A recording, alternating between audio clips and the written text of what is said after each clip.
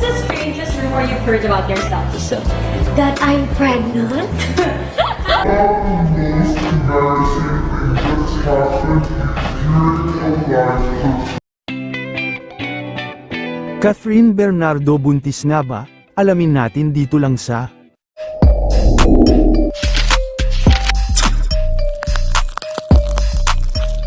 Catherine Bernardo pinagtawanan na lang ang chikang buntis.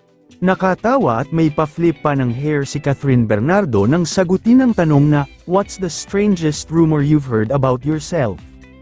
That I'm pregnant, at sinundan ng tawa at pag-flip ng hair, sagot niya sabay talikod.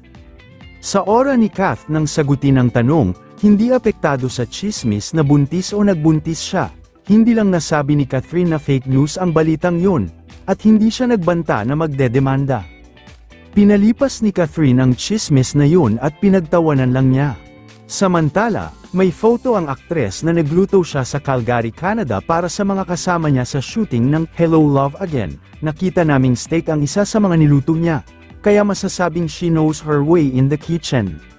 Samantala, pini-pressure ang fans ni na Catherine at Alden Richards na gawing box office hit ang movie nilang HLA. Dinidare silang higitan ang box office gross ng una nilang movie na Hello Love Goodbye. Kampante naman ng fans ng dalawa na magagawa nilang box office hit uli ang HLA.